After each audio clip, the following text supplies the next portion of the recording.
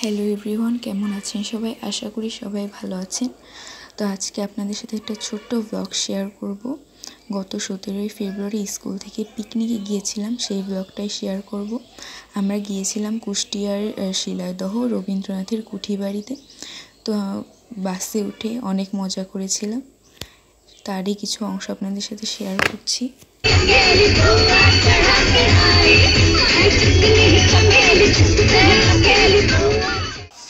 এই তো আমরা দেখতে দেখতে পৌঁছে গেলাম। প্রথমেই এখানে এসে কুষ্টিয়ার বিখ্যাত কুলফি মালাই খেয়েছিলাম, দারুণ খেতে ছিল। তারপর আমরা প্রথমেই গিয়েছিলাম হচ্ছে পদ্মার চরে, এটা হচ্ছে পদ্মার চরে এপারে। তারপর নৌকায় উঠে পদ্মার চরের ওপারে এসেছিলাম। সুন্দর একটা জায়গা, অবশ্যই ছবি তোলার জন্য সুন্দর সুন্দর সুন্দর ছবি তোলা যায় এখানে, আর দেখতেও খুব সুন্দর। প্রকৃতিতে উপভোগ করার জন্য সুন্দর একটি জায়গা।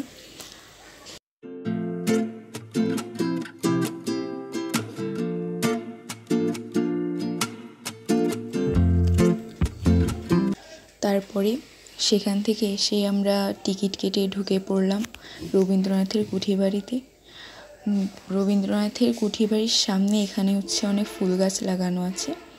তো তারপরে খানিকটা হেঁটে যাওয়ার পরে ঘরে ঢুকতে হবে। আমরা সবাই মিলে একসাথে যাচ্ছিলাম। যে এটা হচ্ছে ঘরের ভিতরে পুরানো আলমারি, কিছু ছবি দিয়ে সুন্দর করে সাজানো।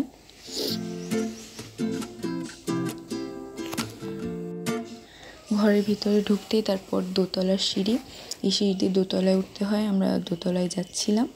দোতলায় যাওয়ার পরেও পুরানো কিছু আসবাবপত্র, রবীন্দ্রনাথ ঠাকুরের ব্যবহৃত কিছু আসবাবপত্র ছিল, তার কিছু ছবি ছিল, তার লেখা কিছু ছন্দ ছিল। আর এটা হচ্ছে সামনের বারান্দায়।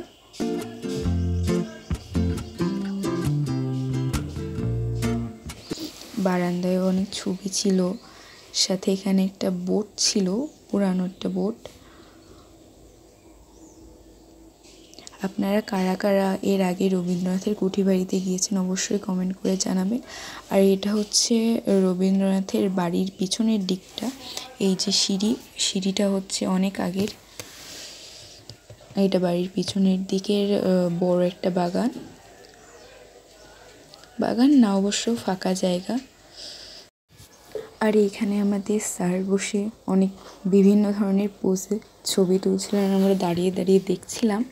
তারপরে আমরা চলে গেলাম হচ্ছে এই ম্যাজিক নৌকা বলে একে, এতে উঠতে আমি উঠেছিলাম না, আমার প্রচণ্ড ভয় লাগে এতে, এই জন্য আর আমি উঠিনি। তো আমার ফ্রেন্ডরা উঠেছিল, সেটাই আমি ভিডিও করেছিলাম। তারপরে আমরা চলে গেলাম দুপুরের খাবার খেতে। খাবার ভালোই খেয়েছিলাম। ছিল ভাত, আলু দিয়ে, খাসির মাংসের চর্বি দিয়ে দো পেঁয়াজা, অনেক সুন্দর খেতে হয়েছিল। আর ছিল খাসির মাংস কষা। দেখতে যেমন সুন্দর হয়েছে, খেতেও তেমন সুন্দর হয়েছিল। খেতে তেমন না, তার থেকেও বেশি সুন্দর হয়েছিল। আমি তো দারুণ খেয়েছি। তো খাওয়া দাওয়া শেষ করে তারপর আমরা গিয়েছিলাম কিছু কেনাকাটা করতে। ঘুরতে এসেছি, কিছু না কিনলে তো আর হয় না, এই জন্য কেনাকাটা করতে এসেছিলাম। সুন্দর সুন্দর মাটির জিনিসপত্র, কাঠের জিনিসপত্র ছিল, ছোটদের খেলনা পুতুল ছিল, কিন্তু দামটা অনেক ছিল।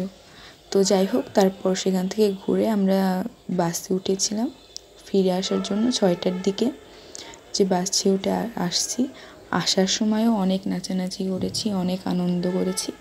তো কেমন লাগলো ব্লগটা অবশ্যই কমেন্ট করে জানাবেন, আর ভালো লাগলে অবশ্যই লাইক করবেন।